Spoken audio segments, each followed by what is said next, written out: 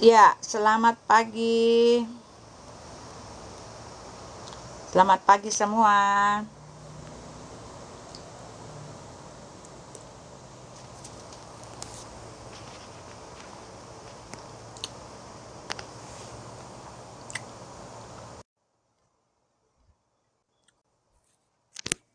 Nah, ini yang saya maksud. Si Bom-Bom nggak berani semacam ini. Bu Uti, ayo Bu Uti, kita biar roomnya Bu Uti kuat, kita match dulu Bu Uti. Caranya match-nya gimana? Nah, diterima tuh. Terima. Bu Uti jangan pakai efek Bu Uti. Enggak, belum mandi. Belum mandi. Kayak anak muda ABG aja pakai efek kayak gitu. Ini penampilan gue. Gue belum mandi. Nah, ini namanya live host Bu Uti. Saya Hmm. nggak bisa nge-kick Bu Uti, saya nggak bisa nge-mute Bu Uti, saya nggak bisa apa-apa Bu Uti, karena kita live-nya masing-masing. Nah, si Bom-Bom nggak berani model kayak gini. Si Rudy kemarin kalah debat nggak berani. Nah, saya tantang nih pendeta di muka bumi. Kalau berani, contoh Bu Uti nih, perempuan tapi berani. Live host semacam ini. Nah, ini kan Bu Uti live-nya bukan di room saya, di room Bu Uti sendiri.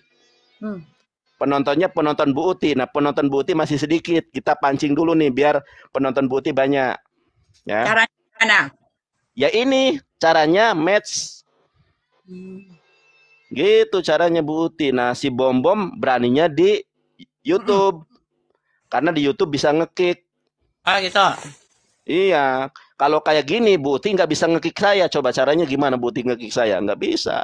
Kecuali Bu Uti yang mengakhiri live. Gitu. Terima kasih teman-teman yang sudah memperkuat room ini. Cara untuk memperkuat room ini, tanda love kiri atas. Itu diklik, itu gratis kalau tidak salah ya teman-teman ya. Dan yang tap-tap layar juga memperkuat, gift juga memperkuat ya. Itu bukan bohong. Terbukti akun saya merah jadi hijau. Makasih, berkah selalu teman-teman semuanya ya. Yuk, mulai yuk. Bukan saya mana ya? Ya, Ibu Uti siapin Alkitab, siapin buku, ya siapin segala sesuatunya. Jangan ketika kita debat malah nyari. Nah, nanti nggak elok. Sebentar, saya juga siapin laptop ya Buti ya. Sabar, sambil siapin semuanya. Sebentar.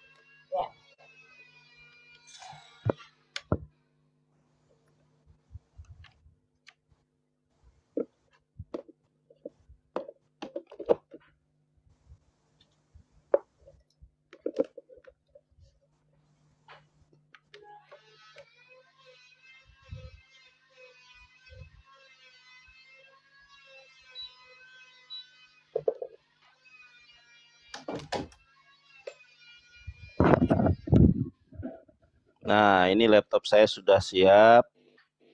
Teman-teman, ya ya Buti, tenang aja Buti, saya tidak terburu-buru waktu kok, masih pagi. Firman Edi, terima kasih. Udah ada pecah? Belum. Di samping.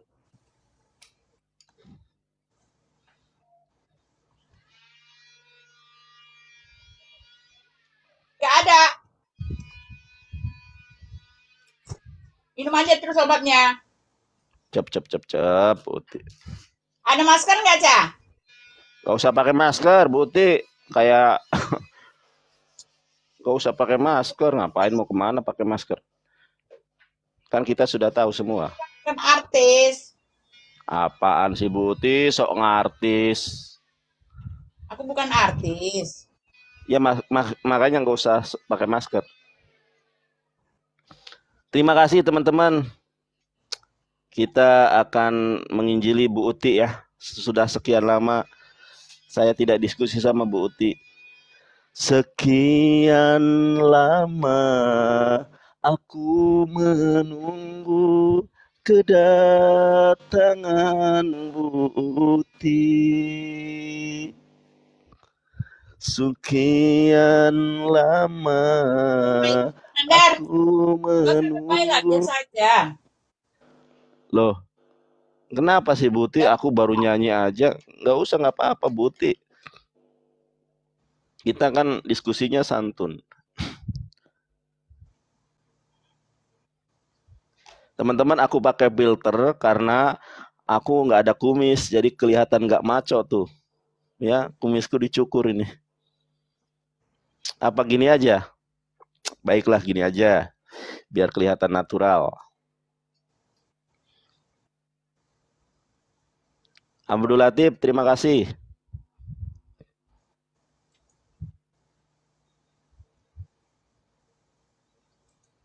Ngatur aja Bang, siap.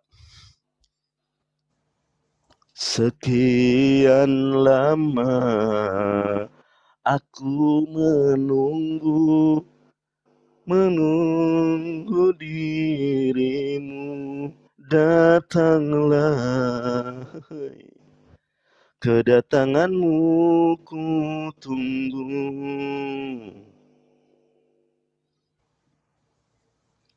Sekian lama aku menunggu kedatanganmu. Bukankah kita sudah berjanji untuk hidup bersama? Oh, bidadari.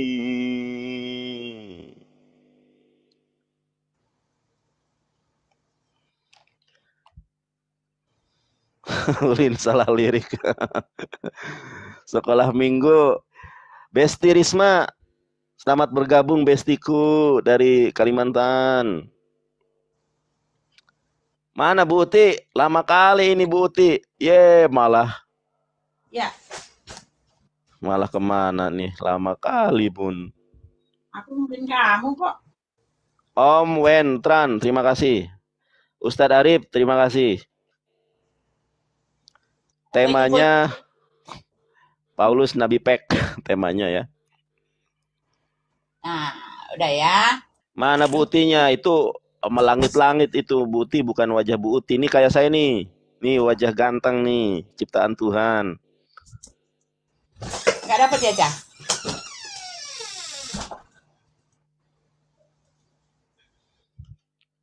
Wait. Wait. Lagi. 2 more minutes, please. Yes. I know. NBA ya. NBA ya.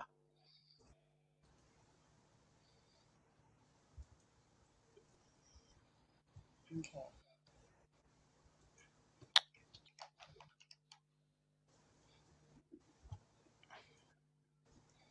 Nah.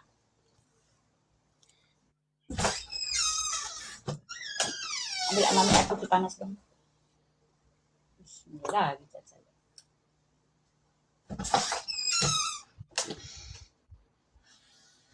So long. Ya, so long. Udah, ini aku lagi ngerjain YouTubeku sebentar. Ya. Oke teman-teman, dia mau dimasukin ke YouTube-nya Bu Uti tuh. Bom, contoh Bu Uti. Kalau mau debat TikTok, kalau mau di-live-kan ke YouTube, silahkan. Bom, masa kalah sama ibu-ibu? Ibu Uti aja berani lawan saya 1 versus 1, kamu takut. Bom. Wah, badan aja gede. Keberanian kecil. Liana Juli. Mana kok saya lihatnya langit-langit, bukan Bu Uti? Ya udah nih, ayo, come on. Come on. Already? Are you ready? Yeah, I'm ready. Kuman Kemon tapi Bu Utinya nggak ada kelihatan wajahnya, gimana sih? Ini aku kagak ada ya. Bentar. Bu Uti ini Kak. Dari tadi Kemon. Ini penonton udah nggak sabar nih, lama amat katanya. Oh, ini kok kayak gini sebentar ininya kok stop. Ya udah teman-teman sabar ya. Kalau nggak sabar silahkan ke room yang lain, ke room debater yang lain nggak apa-apa kalau nggak sabar. Kasihan Bu Uti, jangan diburu-buru. Nah, ini dia. Not prefer yet, Bu Uti. Not prefer yet. Ya, oke. I'm ready now. Ya, dah. Yes. Oke, let's go. Aduh. Ininya HP-nya pegangnya bagaimana caranya megangnya? Aduh, Bu Uti banyak. Ini beli yang kayak gini Bu Uti. Nih aku kasih tahu nih. Nah, sebentar Bu Uti ya, putar kamera. Nah, beli yang kayak gini, Bu Uti. Ini 12.000 doang. 12.000 doang. Ini 15.000. Ini loh, tinggal nih kalau HP ditaruh nih. Ini misalnya kita diskusi nih, taruh HP di sini. Nah, enak. Ya, mau 2 di sini ya, enak. Ini kalau saya diskusi ditemenin selalu sama si Agus namanya, guys. Si Agus. Sama oke. Ini si Agus namanya ya. Kita berapa? Gus, udah bangun Gus? 3 Gus. minutes.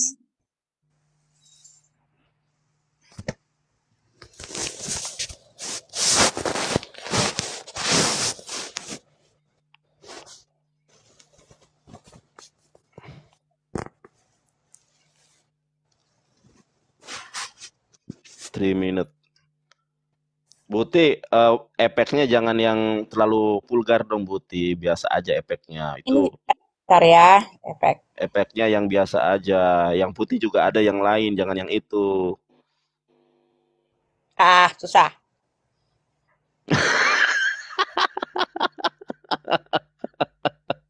Ini aja ya. Aduh, Buti kayak badut, Buti kayak itu, Buti. Yang mana sih yang biasa ya? Nah, ini nih pas nih. Nah, dah. Tapi yang jelas ya. Dah. Taruhnya di mana ya taruh ininya ya? Ya udah. Lama banget. Mungkin ada meja apa kayak buku kayak. Tanya lama betul. Ya. Nanti nggak konsen Buti. Sudah? Dah. Sudah. Mana timernya? Oh, bentar. Ini kalau timer di mana ya? Aku lupa ini. Sebentar. Timernya di mana ini kalau ini? Oke, ini saya pakai timer di ini aja di laptop ya. Sebentar, timer online. Buti ini banyak acara banget sih Buti. Timer online. Berapa durasinya? 3 minutes. 3 minutes. Yes, I know. 3 minutes. Oke, 303. Oke, ini Buti ya. Buti percaya ke aku, tidak ada permainan timer ya. Ini ya. Nanti kalau biasanya nyala nih. Nih aku sudah ini kan ya. Ibu Uti dulu atau saya dulu? Saya dulu ya. Dulu lah. Aku dulu. Oke, aku ini. Saya dulu. Oh, Buti dulu. Baik. Sebentar, silakan. I'm first. Ya. You're first. Yes. You first, bukan your first. You first. You first. Your first, kamu punya duluan. Masa kamu punya? You first. You first. You first, please. You first, please, ladies. Ya, terima kasih. Selamat pagi, Bapak Ibu. Ya, salam kebenaran. Nyatakan kebenaran, baik atau tidak baik waktunya. Melalui kesempatan pada pagi hari ini, saya bersyukur kepada Tuhan karena kembali lagi kita ada di tempat ini ya. Kita merasakan lagi hari yang baru, pagi yang baru, hari yang diberikan oleh Tuhan kita Yesus Kristus kepada kita, ya kan? Ini patut disyukuri, ini patut menjadi gratitude buat kita setiap hari. Melalui kesempatan pagi ini, tadi pagi saya melihat Yonatan membuat satu status katanya nabi palsu Paulus gitu ya, tetapi saya Saya tergelitik untuk membahas itu ya kepada Yonatan Nandar yang gede-gede koar-koarnya ini ya teman-teman. Mari pada hari ini kita akan buktikan siapa nabi yang palsu ya, menurut kriteria, menurut akhlak, menurut pengajaran, menurut apalagi keilahian, menurut apalah semuanya ya. Semua standar yang harus dipenuhi untuk menjadi seorang rasul haruslah dipenuhi oleh kedua belah pihak. Barulah kita bisa melihat mana yang nabi palsu, mana yang enggak. Kalau standar atau kriteria atau qualifications that must be full, ya, that must be filled, untuk kedua belah pihak itu terpenuhi, kita nggak bisa mengatakan itu bukan nabi palsu, adalah nabi palsu atau bukan, ya kan? Jadi mari kita bicara ya pengajaran apa nih undangan matchnya kok saya terima ya. Terima aja nggak apa-apa. Iya terima lagi biar kuat roomnya. Ya. Lanjut. Ya, jadi kita mau bicara mengenai ini ya kedua profil ini ya. Persyaratan nabi itu apa? Ya kan dia harus mempunyai tanda ilahi kedua ya. Satu ya. Kedua ya. Perilakunya. Yesus mengatakan dari perbuatannya lah kamu mengenal mereka ya. Dia harus memenuhi itu ya kan. Perbedaan antara menyembah Tuhan dengan menyembah berhala itu beda ya kan. Lalu Yesus mengatakan ya, apalagi tanda-tanda sebagai seorang rasul. Ya harus ya Yesus memiliki standar bahwa dia tidak pernah mengutus siapapun dengan sembunyi-sembunyi ya kan. Nggak ada yang sembunyi-sembunyi dalam pengutusan. Ya, dalam pengutusan harus terbuka, dalam standar moral harus terbuka, dalam pengajaran harus mencerminkan Allah yang ilahi, Allah yang kasih. Itu harus. Kalau nggak memenuhi itu ya, maaf, walau alam Anda harus terima bahwa mau tidak mau, percaya atau tidak percaya, yang Anda yakini adalah rasul palsu. Gitu kan. Kita harus bicara itu dulu ya. Jadi jangan asal nuduh-nuduh, Paulus rasul palsu dari mana? Ya kan. Kalau standarnya, standar kerasulan yang dimiliki oleh Rasul Paulus semuanya terpenuhi, Anda mau bilang apa? Ya kan? Sekarang mari kita gontok-gontok. Buti, ya? Timernya sudah selesai. Ya. Udah bunyi ya. Oke. Ini saya kasih bukti dulu waktunya. Kalau Buti tidak percaya silakan Buti pakai timer sendiri ya. Ini di laptop saya start waktu saya. Apa kurang? Waktunya nggak ditambah 5 menit. Cukup 3 menit aja. 4 ya. Nanti Bu Uti juga 4 ya. Ini ya. Atas persetujuan Bu Uti nih. 4. Oke, 4 menit ya Bu Uti ya. Oke. Akhirnya waktunya sudah mulai. Saya kasih. Bismillahirrahmanirrahim. Assalamualaikum warahmatullahi wabarakatuh. Kaum muslimin wal muslimat, langsung saja. Kita lihat di dalam Matius 7 ayat ke-15. Matius Bu Uti bisa juga langsung cross check apa yang saya sampaikan. Matius 7 ayat ke-15 ya. Oke. Nah, Bu Uti perhatikan di sini, saya lihatkan kepada teman-teman. Ini perikopnya hal pengajaran sesat. Pengajaran sesat dari siapa? Dari pengajar dan nabi palsu. Di sini Yesus mengatakan begini. Waspadalah terhadap nabi-nabi palsu yang datang kepadamu dengan menyamar seperti domba. Tetapi sesungguhnya mereka adalah serigala yang buas. Di dalam bahasa Ibraninya, di dalam ini teman-teman boleh dicari ya. Ini di dalam Brit Hadasah. Brit Hadasah ini adalah Alkitab bahasa Ibrani perjanjian baru yang dipakai oleh orang Kristen di Israel ya. Jadi mereka pakainya Brit Hadasah. Kita lihat nih, kita baca nih. Hijaharu min nevi'ei hasyeker habaim alaihem. Kata Yesus, hijaharu.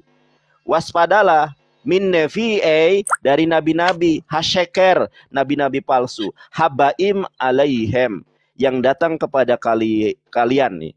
Bilbus kebasim yang menyamar seperti domba. Yubetok tokam zeebim torfimhem. Padahal mereka ini adalah serigala yang buas.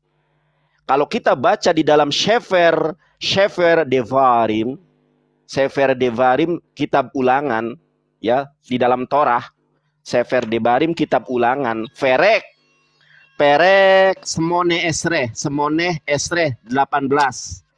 Misfar esrim pestayim. Misfar nomor esrim 20, stayim 2. Berarti 22. Salah satu ayatnya di situ mengatakan kalau seorang nabi itu berbicara pasti tergenapi.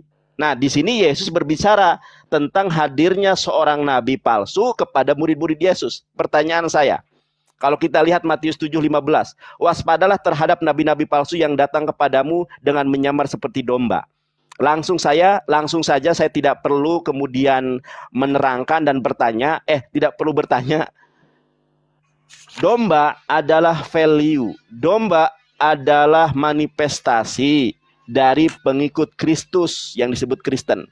Pertanyaan saya, Bu Uti, di dalam Matius 7 ayat ke-15, waspadalah terhadap nabi-nabi palsu yang datang kepada murid-murid Yesus yang menyamar jadi Kristen. Langsung saja pertanyaan saya, siapa nabi palsu yang datang kepada murid-murid Yesus sementara nabi palsu itu menyamar jadi Kristen? Jawab. Ini waktunya masih tersisa 43 detik. Saya riset buat Bu Uti langsung ya. Saya riset. Silakan Bu Uti. Bu Uti saya kasih waktu 5 ya, karena tadi Bu Uti openingnya 3 menit, maka di sini saya kasih Bu Uti waktu 5 menit ya, 5. Ini yang sesi ini aja ya, 5. Soalnya Bu Uti tadi sudah menggunakan waktu di awal 3 menit, jadi saya 4 menit. Saya kasih bonus Bu Uti di sini 5 menit ya. Pertanyaan saya, siapa nabi palsu yang mendatangi murid-murid Yesus yang menyamar jadi Kristen? Waktu saya mulai dari sekarang, start. Nah, waktu sudah start ya, silakan. Ya, terima kasih ya. Jadi pertanyaan yang framing ya, lalu pernyataannya juga framing, semuanya framing ya, hanya ingin menyampaikan kesesatan nandar ala Juma ya. Juma nandar murid Juma ini saja, karena memang udah narasinya udah sesat ya, framingnya juga sesat gitu kan. Ketika kamu mengatakan siapa yang datang, nabi siapa yang datang kepada murid-murid Yesus, ini yang tidak kamu ketahui. Ini saya ajarin ya, tak ajarin dulu ya, nabi dengan rasul itu beda bro ya. Kamu mengatakan ya, menyalah-nyalakan Paulus dengan menyebut dia nabi saja, kamu sudah kelihatan tidak tahu apa-apa. Ya, ini namanya tidak tahu tapi sok tahu nandar ya. Ya, Rasul Paulus itu tidak bisa disebut seorang nabi. Maaf ya, itu saja sudah salah ya. Jadi ketika kamu mengatakan nabi siapa yang datang kepada rasul-rasul, nggak ada ya, karena kamu kata nabi, kamu juga tidak tahu. Nabi di dalam Alkitab itu adalah semua yang diutus oleh Bapa Yahweh, Yod He Vav He di masa perjanjian lama ya, dan mereka belum menerima ya, mereka belum ada pada era ya ketika Yod He Vav He itu menyatakan diri dalam penebusannya ya, karena yang disebut rasul di dalam Matius 10 kamu baca, yang disebut rasul itu artinya yang diutus langsung oleh Yesus. Ada dua perbedaan bro ya. Jadi semua rasul ya yang diutus oleh Yesus, yang direkrut oleh Yesus, ke-12 murid Yesus, ke-70 murid Yesus ya, itulah yang disebut rasul. Ya, yang bersinggungan langsung, yang mendapat mandat langsung dari Yesus, itu namanya rasul di tempat kami. Jadi ketika Anda membawa-bawa Matius 7 yang maksudnya adalah nabi-nabi palsu ya, guru-guru palsu, nah ini sama sekali nggak ada hubungannya dengan Paulus ya. Jadi kamu sudah salah framing, lalu salah semuanya itu ya, pernyataan salah ya. Pertanyaannya juga salah. Nih ya, Matius 7 jelas Yesus menyatakan ya, dia memberikan kualifikasi ya, dia memberikan contoh nabi-nabi palsu. Apa dia bilang gini ya? Dia mengatakan gini ya. Dia mengatakan ya, waspadalah terhadap nabi-nabi palsu yang datang kepadamu dengan menyamar sebagai domba, tetapi sesungguhnya mereka adalah serigala yang buas. Nah itu nabi-nabi palsu yang dimaksud di sini ya jelas bukan utusan Yesus Kristus. Ini ada sebelum masa Yesus ya, yang masih memeluk, mempertahankan ya, yang masih percaya kepada Bapa Yahweh tetapi belum menerima Yesus. Ini maksudnya. Nah, yang intinya adalah dari buahnya lah kamu akan mengenal mereka. Nah, ini dia. Mati kutu Anda nanti kalau saya bilang ya. Kita bicara dari buahnya. Sekarang buah apa yang dipunyai oleh Rasul Muhammad? Ya, buah kebaikan kamu harus tunjukkan kepada saya. Buah kebaikan ya, kebaikan Rasul Muhammad ya yang diberikan sebagai contoh, sebagai penggenapan bahwa dia itu bukan rasul palsu. Dia buat baik apa sih gitu kan? Karena Yesus mengatakan nabi palsu itu kita hanya melihat dari kelakuannya. Ya ilah, kelakuannya bro. Sekarang bedakan kelakuan Rasul Yohanes, Rasul Paulus dengan Rasul Muhammad. Ayo kita jor-joran, mati kutu aku gelindingin kamu hari ini. Tak gelindingin kamu, benar. Ya silakan. Oh, udah ini, Bu. Oh, Udah. ini waktunya. Sudah. Masih ada 46 detik ini. Iya, pertanyaannya, kalau kan Yesus mengatakan nabi palsu itu, guru palsu itu buahnya.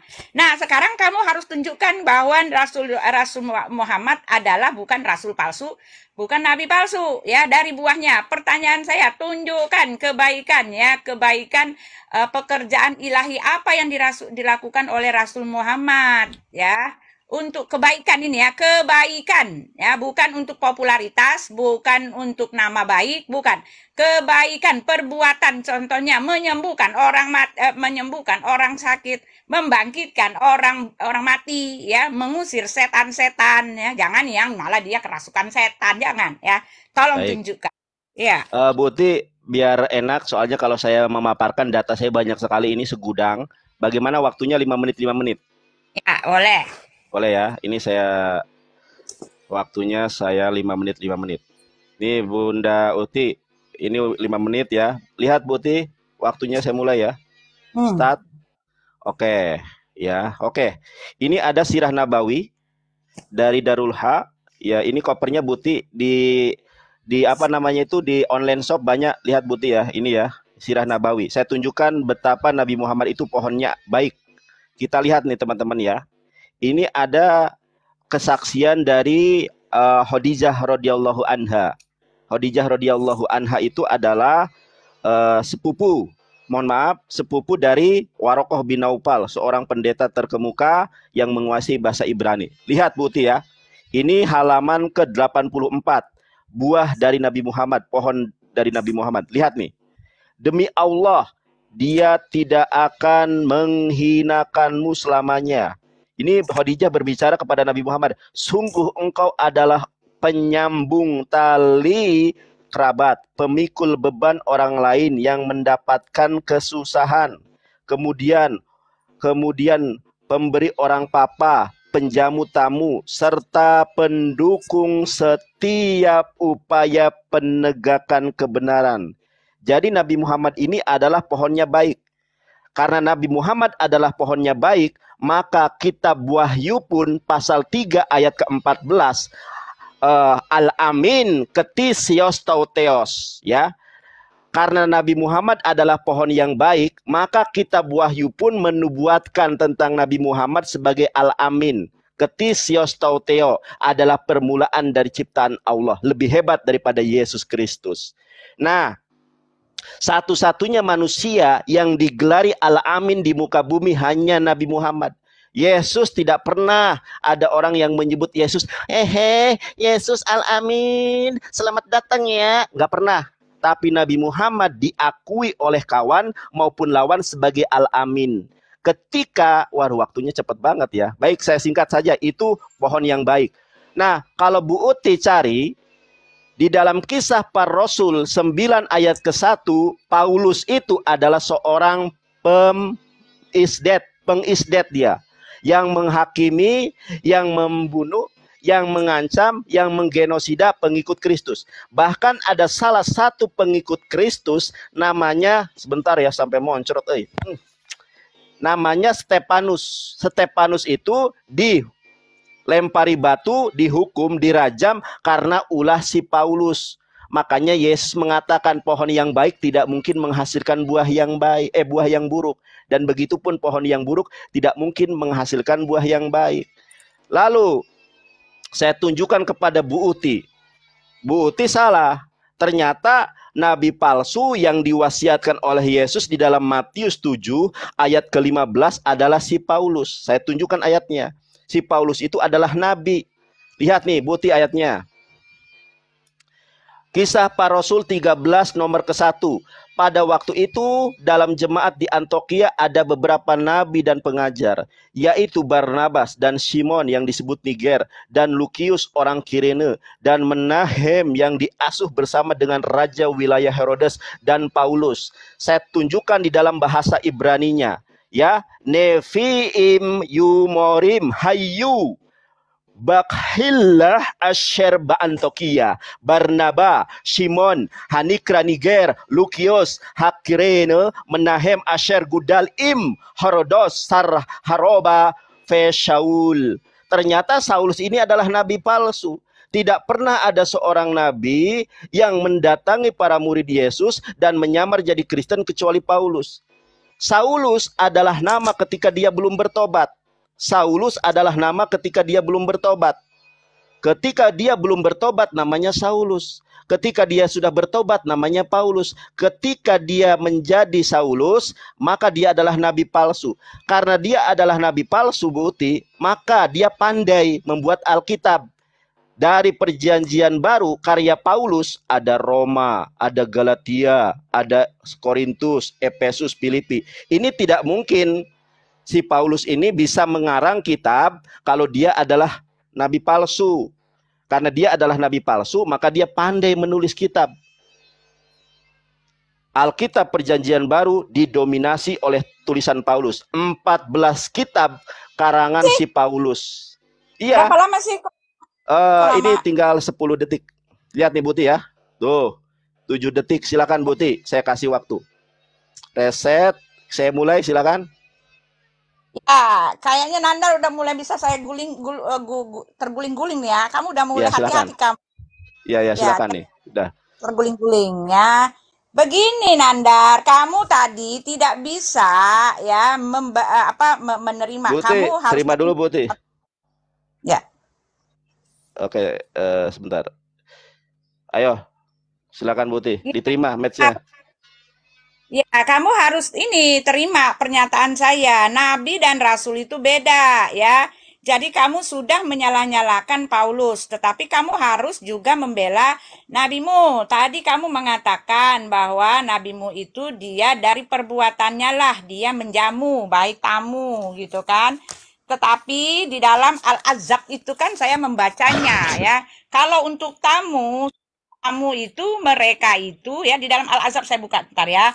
Ya, untuk para tamu khusus untuk nabi mereka nggak boleh kalau mau makan di luar, selalu kalau mau ya makan ya udah langsung keluar ya. Ada perbedaan antara menjamu tamu ya. Lalu ada ini kan dikatakan itu di Al-Azab itu bahwa orang nggak boleh menghampiri Nabi Muhammad begitu saja. Mereka harus di balik tabir. Kalau mau makan di luar, Nabi Muhammad tetap di dalam.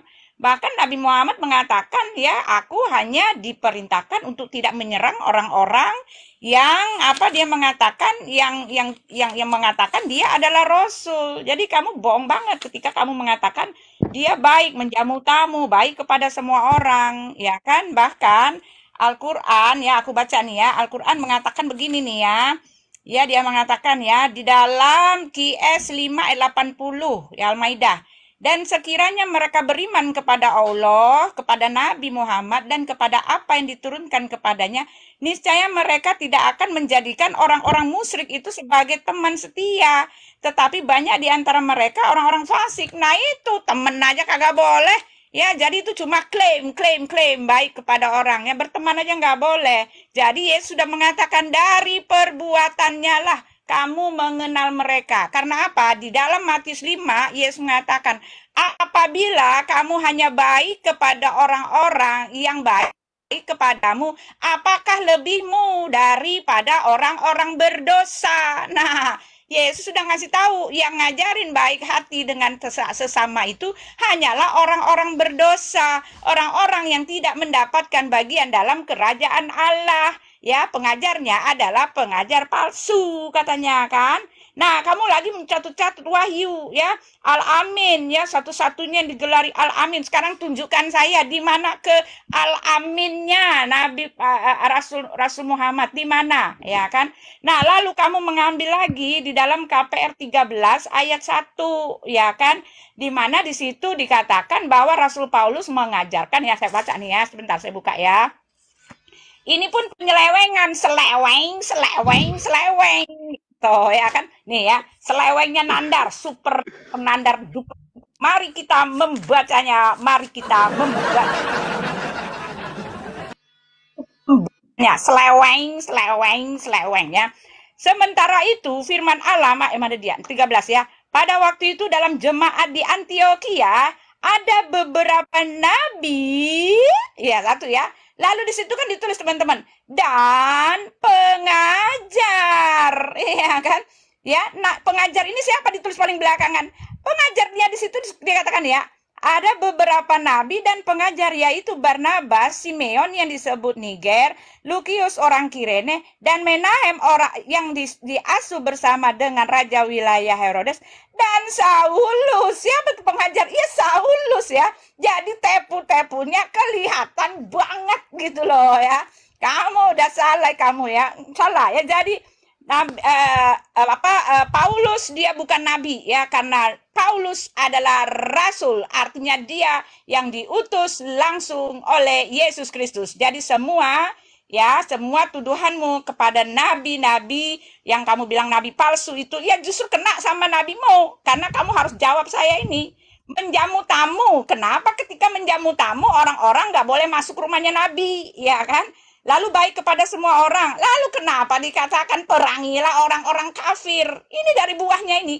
Dari buah pengajarannya ini kita tahu mana yang nabi palsu, mana yang nabi betulan. Oke, ya silakan. Oke, baik. Terima kasih Buti ya. Oke, waktunya 4 detik. Sudah habis. Oke, saya reset. Saya ulang. Kita lihat teman-teman ya. Nah, ini Buti, waktunya saya mulai ya. 5 menit saya mulai. Kita lihat teman-teman ya. Inilah ya, kalau orang Kristen tidak pernah membaca kitabnya dalam bahasa Yunani. Bu Uti tahu nggak? Bu Uti tahu nggak didaskaloi?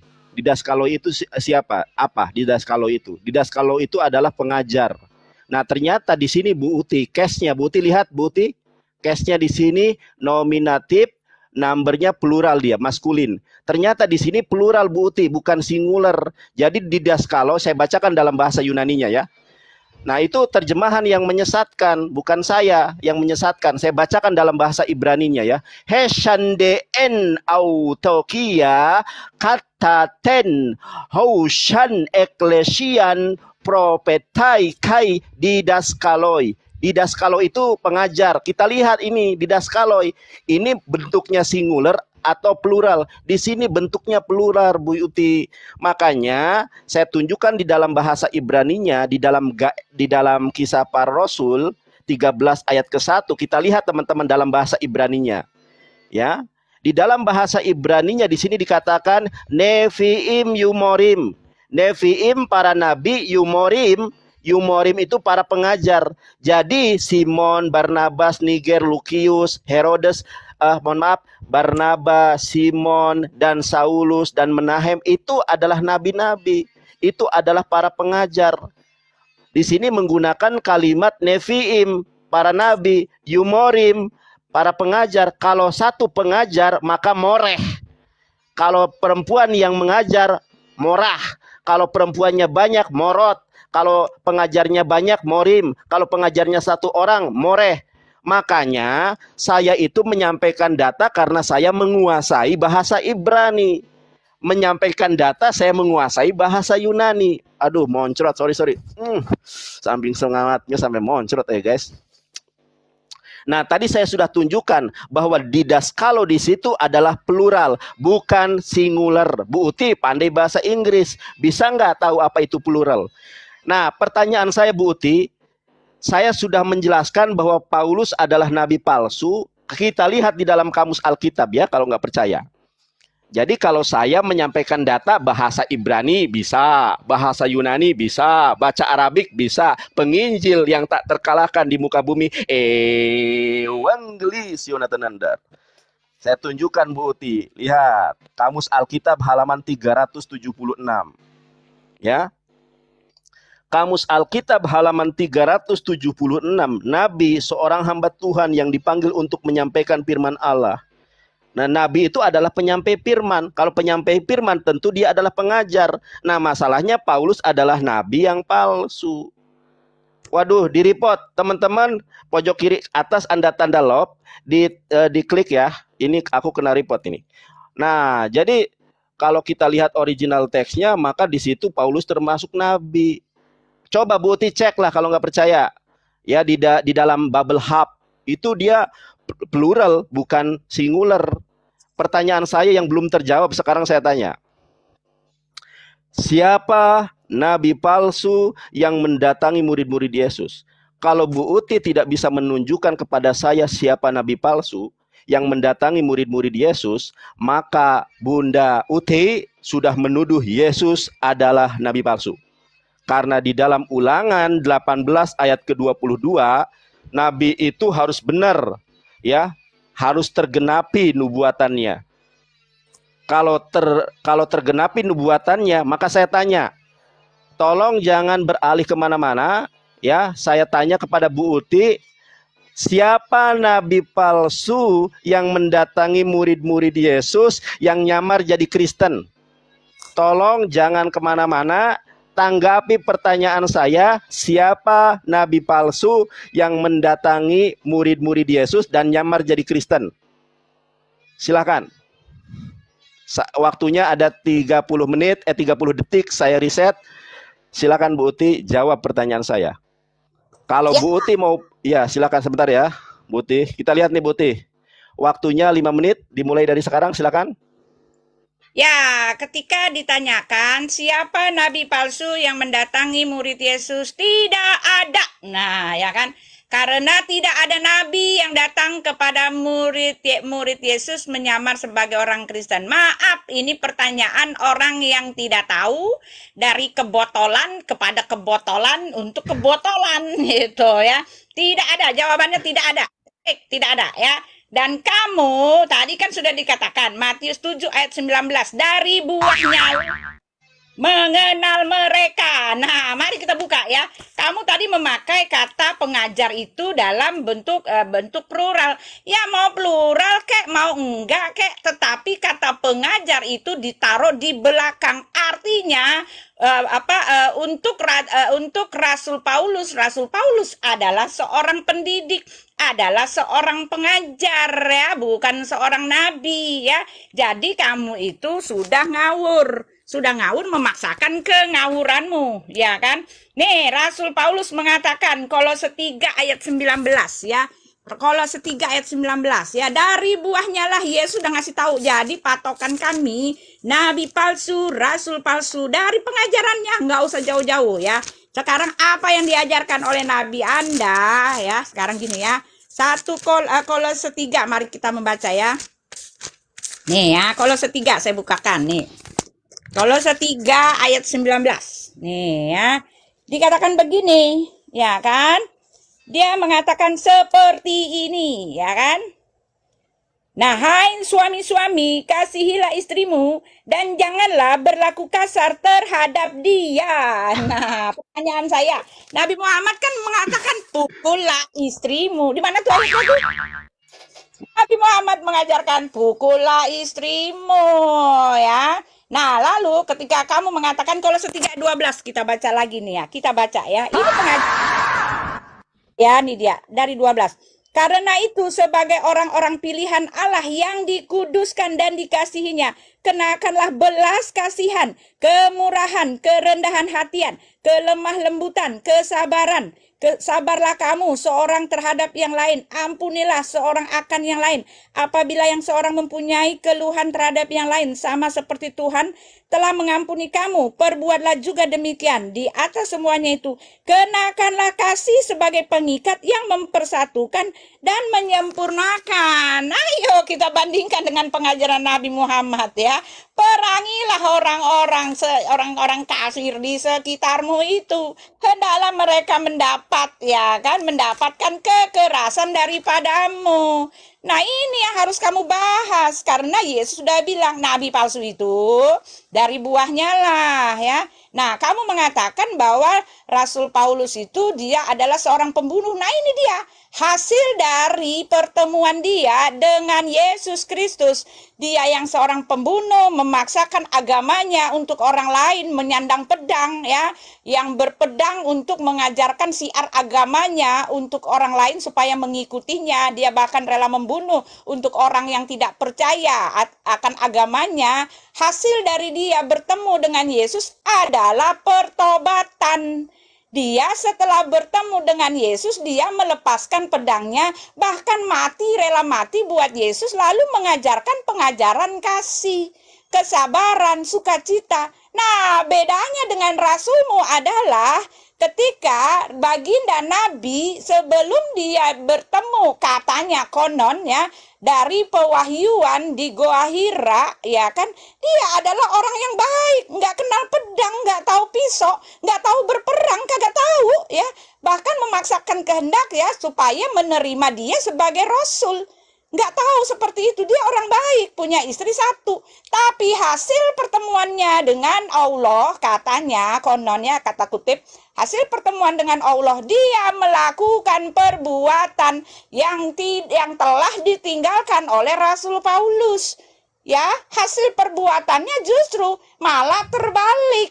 Ketemu Tuhan kok malah melakukan hal-hal yang seperti itu, ya kan? Bukannya ketemu Tuhan seperti Paulus ya. Jadi kamu salah ya. Rasul Muhammad justru menyandang pedang ya. Dia memimpin 27 kali ekspedisi syiar agama, menyatakan bahwa dia harus diterima sebagai Rasul Allah ya. Sedangkan Rasul Paulus dia meninggalkan itu semua deh. Waktu habis, Buti, waktu habis. Waktu habis. Kamu Yesus dia habis waktu, Buti. Bunyi, ya. Udah bunyi tuh, udah bunyi kan? Aku nggak bohong ya. Oke, saya mulai. Oke, saya mulai. Sebentar ya, Bu Uti. Aduh, kita lihat nih Bu Uti ya. Bu Uti ini asumsinya luar biasa sekali ya teman-teman ya. Kita lihat, sebentar saya mulai dulu timernya. Timernya saya mulai start. Oke, sudah ya. Bu Uti, kita baca ulangan nih. Ulangan 18 ya, Ulangan 18:22. Apabila seorang nabi berkata demi nama Tuhan dan perkataannya itu tidak terjadi dan tidak sampai, maka itulah perkataan yang tidak difirmankan Tuhan. Kalau Bu Uti mengatakan Matius 7 ayat ke-15 tidak tergenapi, berarti Bu Uti menuduh Yesus nabi palsu. Kalau Bu Uti tidak meyakini, tidak mengamini ada nabi palsu yang mendatangi murid-murid Yesus, berarti Bu Uti telah menuduh Yesus nabi palsu. Karena jelas-jelas Yesus mengatakan bahwa ada nabi palsu yang datang kepada murid-murid Yesus yang menyamar jadi Kristen. Tidak pernah ada nabi palsu yang menyamar jadi Kristen kecuali si Paulus. Tadi Ibu Uti sudah saya jelaskan bahwa di dalam Kisah Para Rasul 13 ayat ke-1, Hesandeen Antiochia kataten hausan eklesian propetai kai didaskalos. Ada di sini propetai, propet ya, dari bahasa Inggris propet, bahasa Yunani profetai, kai dan didaskaloi. Didaskaloi adalah bentuk plural, sebagaimana di sini nih, didaskaloi bentuknya adalah plural. Jadi yang mengajar dan yang menjadi nabi di dalam Kisah Para Rasul 13 ayat 1 termasuk orang-orang yang disebutkan, yaitu Simon, Barnaba, Menahem, dan Saulus. Jadi ternyata Saulus adalah nabi palsu. Kita lihat nih. Kita lihat Matius 24 ayat ke-6 Bu Uti. Jadi apabila orang berkata kepadamu, lihat ia ada di padang gurun, maka jangan kamu pergi ke situ. Atau lihat ia ada dalam bilik, jangan kamu percaya. Satu-satunya nabi palsu yang melihat Yesus di padang gurun hanya Paulus. Satu-satunya nabi palsu yang menerima firman Tuhan di balik penjara sehingga dia menulis Korintus, Galatia, Efesus adalah Paulus. Sebelum dia dieksekusi, ya, dieksekusi mati, maka Paulus itu mengatakan dia menerima wahyu Tuhan, firman Tuhan, sehingga dia melihat Yesus di balik penjara. Yesus, kita lihat sekarang Matius 7. Matius 7 ayat ke-15. Ya. Ini hal pengajaran sesat si nabi palsu. Apa hal pengajaran sesat si nabi palsu? Kita lihat di ayat ke-17, demikianlah setiap pohon yang baik menghasilkan buah yang baik. Nabi Muhammad awalnya pohon yang baik, menghasilkan ajaran yang baik. Si Paulus pohonnya buruk. Si Paulus pohonnya buruk. Pertama dia lakukan adalah menggenosida. Kita lihat ya. Ini kelakuan si Paulus nih. Sementara itu ia berkobar-kobar hati Saulus untuk mengancam dan membunuh murid-murid Yesus. Ia menghadap imam besar. Karena si Paulus nabi palsu, maka kesaksiannya bertolak belakang. Lihat nih. Kisah Para Rasul 9 ayat ke-7. Maka termangu-mangulah teman-temannya seperjalanan. Karena mereka memang mendengar suara itu, tetapi tidak melihat seorang pun jua. Karena si Paulus ini bersaksi dusta, maka kesaksiannya bertolak belakang dengan Kisah Para Rasul 22 ayat ke-9. Kita lihat Bu Uti. Dan mereka yang menyertai aku memang melihat cahaya itu. Tetapi suara dia yang berkata kepadaku tidak mendengar. Sele genje, plin plan. Di awal katanya yang menyertai aku mendengar tapi tidak melihat. Di sini kebalikannya, kontradiksi. Karena si Paulus adalah nabi palsu. Kita lihat nih, karena dia adalah nabi palsu, maka dia pun salah. Salah ketika dia bernubuat, tidak tergenapi. Ini contoh nabi palsu. Contoh. Di ayat Tesalonika 4 ayat 16-17. Sebab pada waktu tanda diberi, yaitu pada waktu penghulu malaikat berseru dengan sangkakala Allah berbunyi, maka Tuhan sendiri akan turun dari sorga. Ya, Yesus turun dari sorga katanya. Dan mereka mati dalam Kristus akan lebih dahulu bangkit. Ini ayat Paulus yang meleset ramalannya. Sesudah itu, kita yang hidup yang masih tinggal akan diangkat bersama-sama dengan mereka.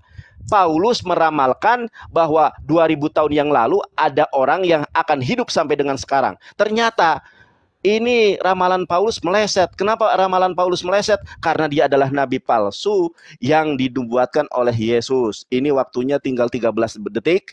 Coba Anda terangkan kepada saya bahwa si Paulus adalah nabi asli. Sementara ayat-ayat Alkitab sudah sungguh sangat jelas bahwa si Paulus adalah nabi palsu. Oke, silakan Bu Iti. Ya, jadi udah kemana-mana ya. Main hantam kromo ya. Dengan penunjukan kata nabi saja Anda sudah salah ya. Rasul Paulus tidak pernah mengatakan dia adalah seorang nabi ya. Dari Paulus, Rasul Kristus ya, 2 Korintus 1 ayat 1. Dengar. Dari Paulus Rasul Kristus ya. Jadi pelebelan rasul dengan nabi aja kamu udah salah ya. Tentu saja semuanya ngawur, ala kengawuran, kebotolan nabi nandar ya kan. Dari Paulus Rasul Kristus Yesus atau atas kehendak Allah, dan dari Timotius saudara kita ya, kepada jemaat Allah di Korintus. Nah, itu dia ya. Jadi melabelkan Paulus sebagai nabi itu sudah kesalahan total. Jadi sudah memalukan. Lalu dirangkai-rangkai itu udah salah, dipanjang-panjang lagi salahnya, dipanjang-panjang lagi salahnya ya. Di dalam Ulangan 18 ayat 22 itu meramalkan, itu bernubuat tentang Elohim yang akan datang dalam wujud manusia ya kan. Tentu saja itu bicara tentang Kristus ya kan, nggak ada hubungannya dengan nabimu. Nabimu tadi kamu harus jawab saya, bagaimana kamu mengatakan dia bukan rasul, dia adalah bukan rasul palsu ketika pengajarannya genap seperti apa yang Yesus katakan dalam Matius 5. Dari buahnya lah ya kita mengenal mereka. Udah itu doang. Ya, dari buahnya. Buah apa? Buah kekerasan saya bilang tadi. Ya, karena Allah itu kasih. Karena dia kalau dia mengajarkan buah kekerasan ketika dia bertemu dengan Allah, dia menjadi keras. Jangan kamu sangkali, ya. Semua orang juga mengakui agama Islam itu disiarkan dengan pedang, dengan kekerasan, dan kekerasan itu tidak berasal daripada Tuhan.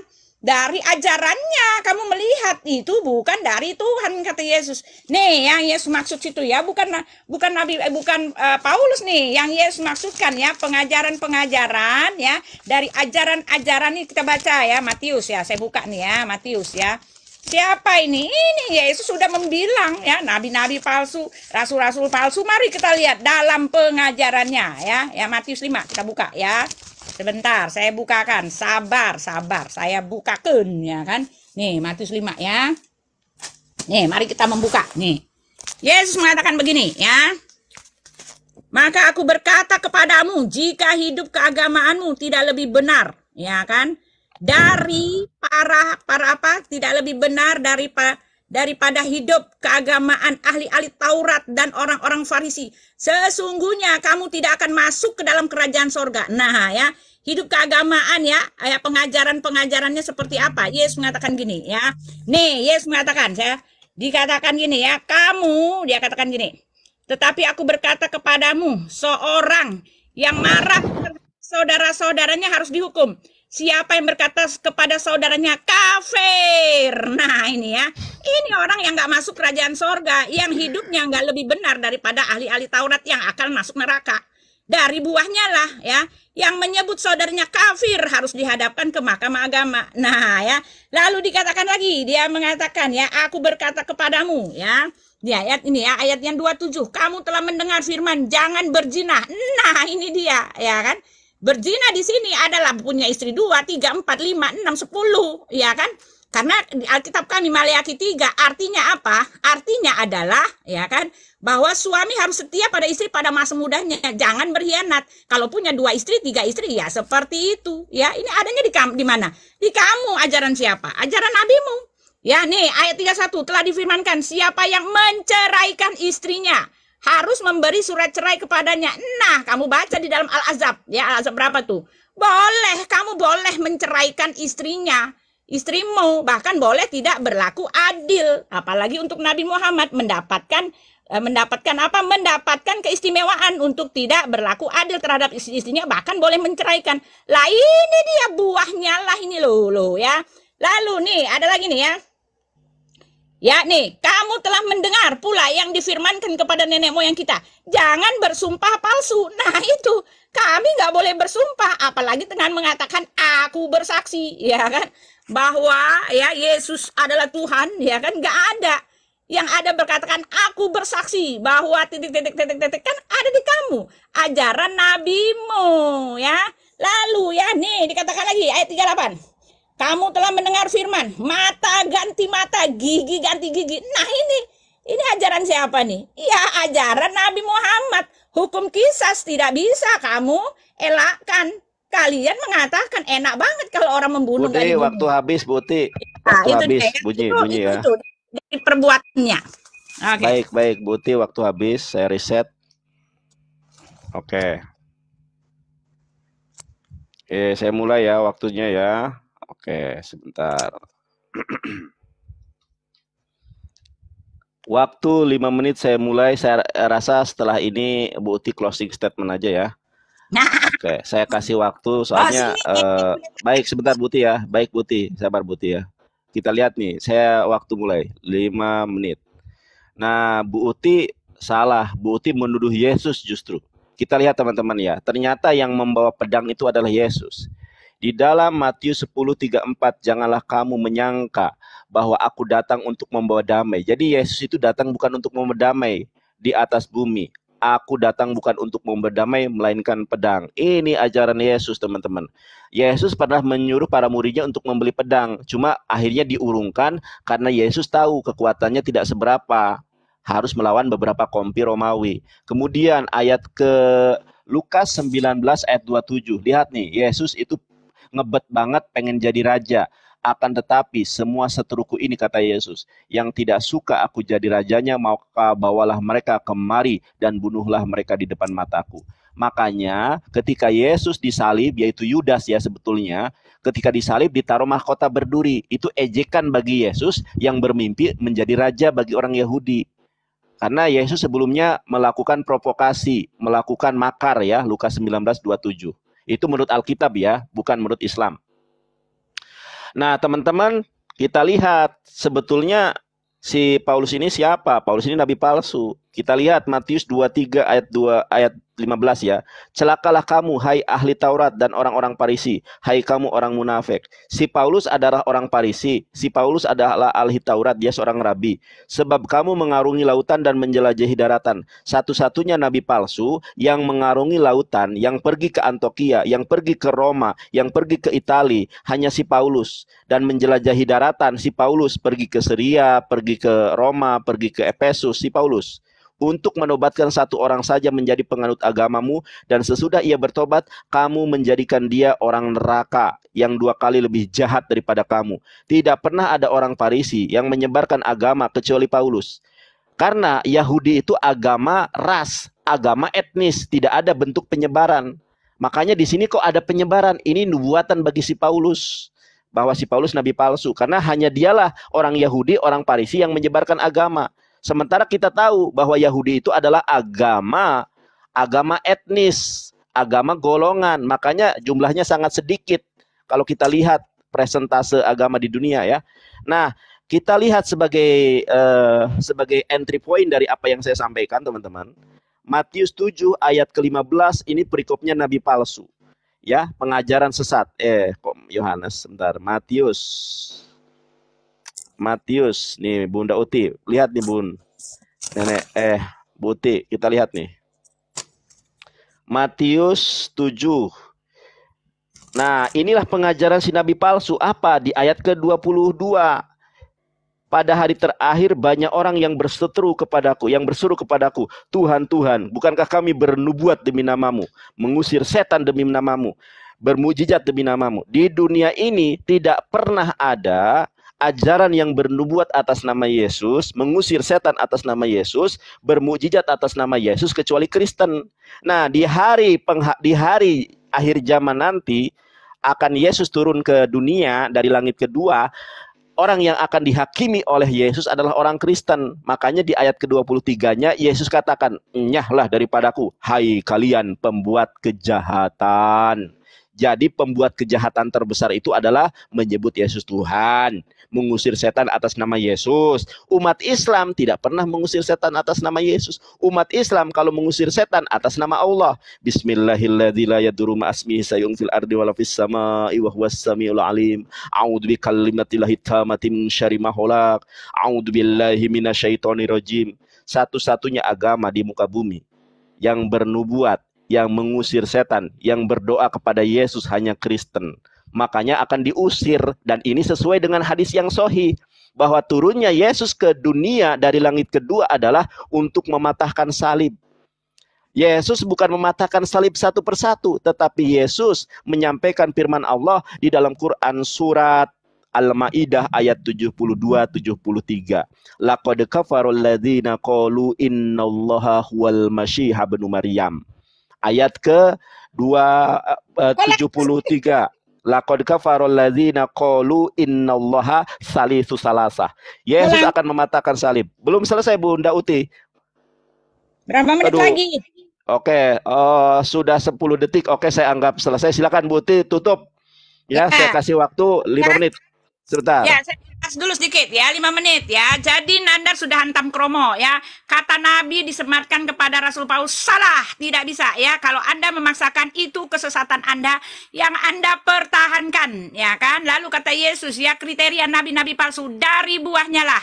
Anda sama sekali tidak bisa menjawab saya ketika pengajaran Rasul Muhammad sama sekali berbeda ya, bagaikan bumi dengan langit dengan pengajaran Rasul Paulus ya kan. Karena Rasul Paulus mengajarkan kasih, karena Allah Apa itu kasih? Jadi ya setiap ada ajaran yang mengajarkan kekerasan, yang hanya mengasihi sesama orang yang seakidah, kata Yesus tadi kan, yang mengasihi, yang mengkafir-kafirkan, itulah dia ajaran-ajaran yang Yesus maksud. Dari buahnya lah kamu mengenal mereka. Lalu kamu menyalah-nyalakan Rasul Paulus dengan mengatakan Rasul Paulus mengaku nabi. Maaf, saya sudah kasih ayatnya. Rasul Paulus sendiri tidak pernah menyebut dirinya nabi, dia menyebut dirinya rasul, ya kan.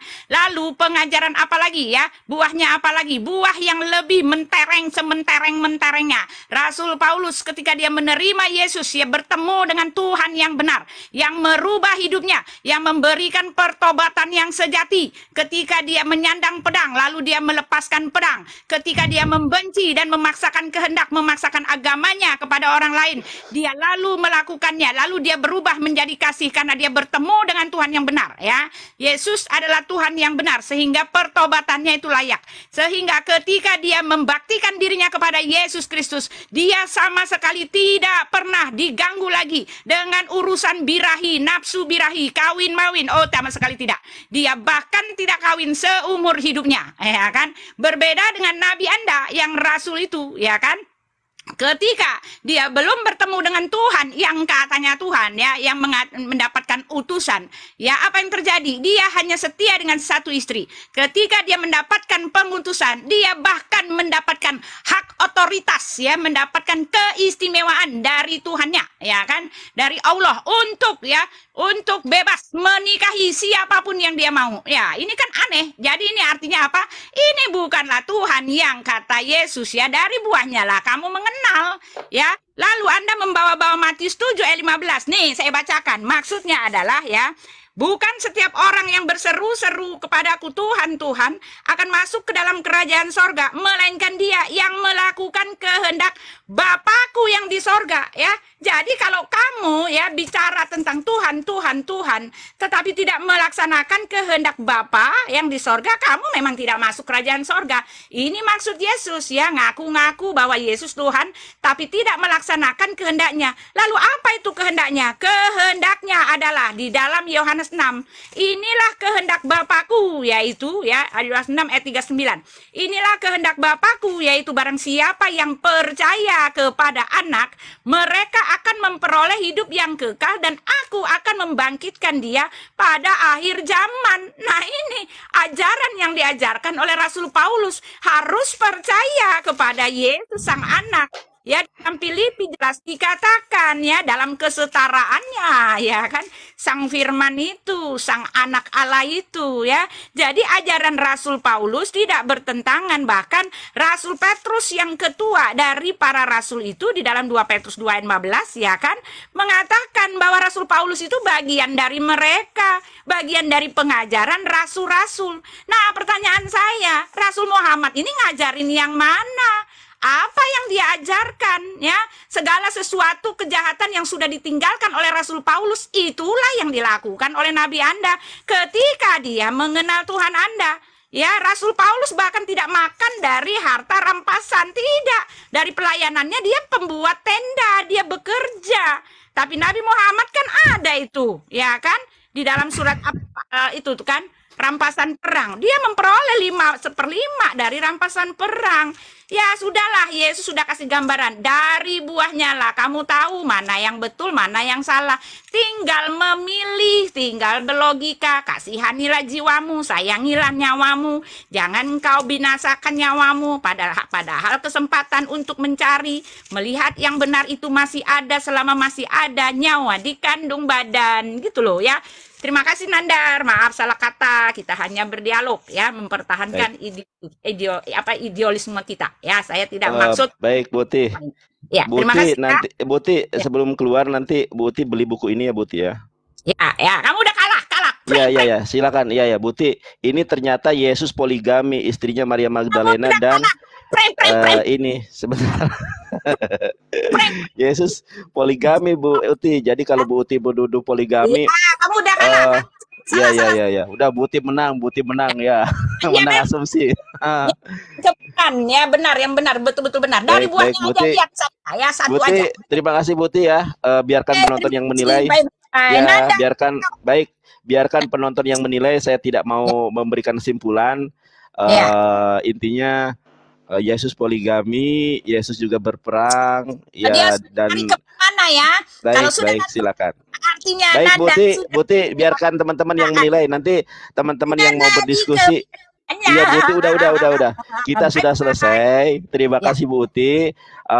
Saya juga mohon maaf kepada Bu Uti dan teman-teman Kristen kalau ada kata-kata saya yang salah. Ini saya buka room untuk yang lain. Jadi kalau ada debater Kristen yang paling hebat di muka bumi, naik ke saya. Muka jelas, hidung jelas, muka jelas. Bu Uti sudah menguji kehebatan Evangelis Yonatan Nandar. Silakan para pendeta yang terkemuka. Baik, makasih Bu Uti ya. Ya, Yo. makasih. Bye. Bye. Yo, bye-bye.